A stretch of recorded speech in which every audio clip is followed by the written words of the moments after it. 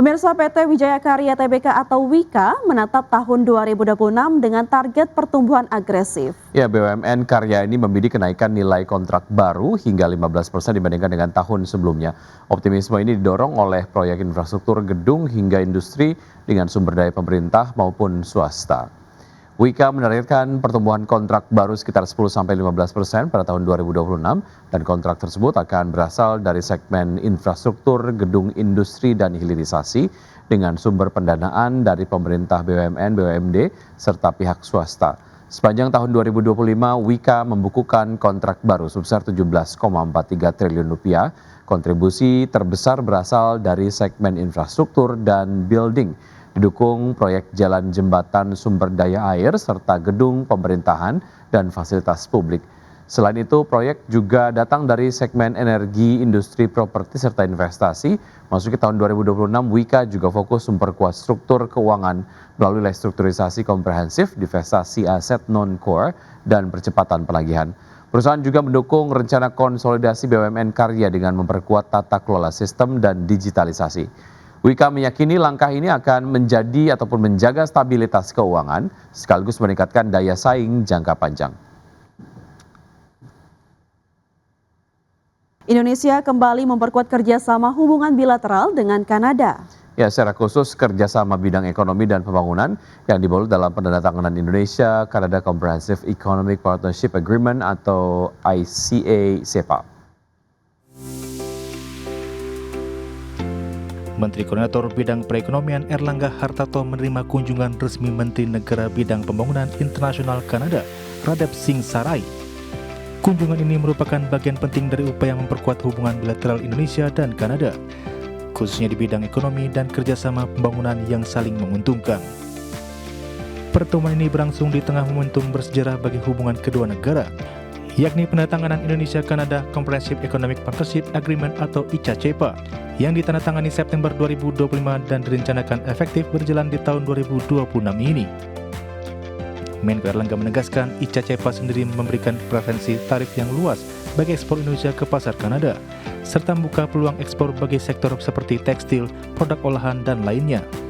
Selain itu, perjanjian ini juga memperluas ruang bagi barang dan jasa Kanada masuk ke pasar Indonesia dan bisa menciptakan lingkungan perdagangan yang lebih transparan dan menguntungkan. Di selain komitmen Kanada untuk terus memperkuat kerjasama pembangunan dan pembangunan berkelanjutan secara strategis di tengah tantangan dan peluang ekonomi global. Dari Jakarta, Tim Liputan IDX Channel. Harga emas melesat ke rekor tertinggi sepanjang masa pada perdagangan di hari Rabu seiring dengan meningkatnya ketidakpastian geopolitik dan ekonomi global yang mendorong investor memburu aset safe haven. Ekspektasi pemangkasan suku bunga The Fed turut memperkuat rally logam mulia. Harga emas spot melonjak 0,9% menjadi $4.628 per ons setelah sebelumnya menyentuh rekor intraday di level $4.641. Sementara itu harga emas berjangka Amerika Serikat ditutup menguat 0,8% ke posisi $4.635 per ons. Dari sisi geopolitik, ketegangan kembali memanas setelah Iran memperingatkan negara-negara tetangga yang menjadi tuan rumah pasukan Amerika Serikat bahwa pihaknya akan menyerang pangkalan militer Amerika jika Washington melakukan intervensi terkait dengan protes di dalam negeri. Di sisi lain, Menteri Denmark dan Greenland dijadwalkan bertemu dengan Wakil Presiden Amerika Serikat J.D. Vance setelah Presiden Donald Trump kembali menyuarakan tuntutan agar Amerika Serikat menguasai Greenland.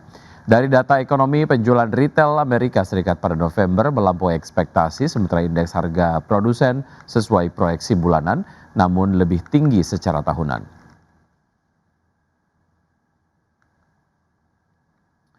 Ya, selanjutnya pemirsa dari bursa global, bursa ekuitas Wall Street merosot pada hari Rabu dipimpin penurunan indeks Nasdaq yang seiring kejatuhan saham teknologi ketika investor beralih ke sektor yang lebih defensif.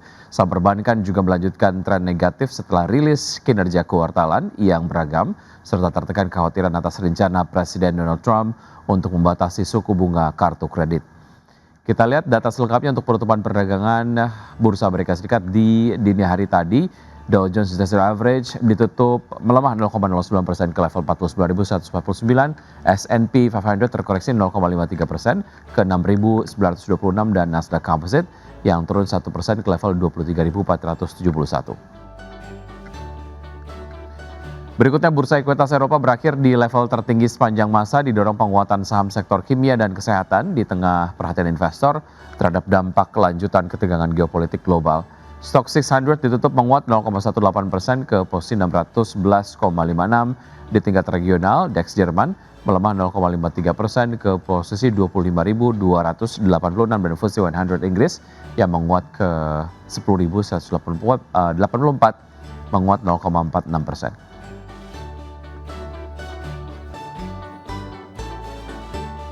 PT Goto Gojek Tokopedia Tbk melaporkan telah menghabiskan 100% dana IPO sebesar 13,57 triliun rupiah. Ya, adapun dana IPO digunakan untuk sejumlah pos meliputi modal kerja Goto, penyertaan di Tokopedia dan PT Dompet Anak Bangsa, hingga penyertaan pada GoViet Technology Trading Joint Stock. PT Goto Gojek Tokopedia Tbk menghabiskan dana penawaran umum saham perdana atau initial public offering sebesar 13,57 triliun rupiah. Direktur Keuangan Goto, Simon Takleng Ho, menjelaskan Goto mendapatkan hasil penawaran umum senilai 13,72 triliun rupiah dari IPO pada tahun 2022 lalu. Dari jumlah tersebut, sebanyak 4,07 triliun rupiah telah direalisasikan untuk modal kerja Goto. Lalu sebesar 4,07 triliun rupiah untuk penyertaan pada PT Tokopedia. Goto juga menggunakan sebanyak 3,39 triliun rupiah dana IPO untuk penyertaan pada PT Dompet Anak Bangsa atau GoPay. Kemudian sebesar 678,7 miliar rupiah untuk penyertaan pada PT Multifinance Anak Bangsa, lalu sebesar 274,8 miliar rupiah untuk penyertaan pada Velox Digital Singapore Pte dan 273,96 miliar rupiah untuk penyertaan pada GoViet Technology Trading Joint Stock. Goto juga telah menghabiskan dana IPO sebesar 508,6 miliar rupiah untuk modal kerja PT Dompet Anak Bangsa. Dengan demikian, jumlah dana IPO Goto yang telah terpakai adalah sebesar 13,57 triliun rupiah atau telah sepenuhnya terpakai. Berbagai sumber IDX Channel. Ya, PT Indika Energi Tbk memperluas portofolio bisnis dengan mendirikan anak usaha baru yang akan bergerak di sektor manufaktur kendaraan bermotor. Ya, langkah ini menjadi bagian dari strategi diversifikasi usaha perseroan ke sektor non-batubara dan berkelanjutan.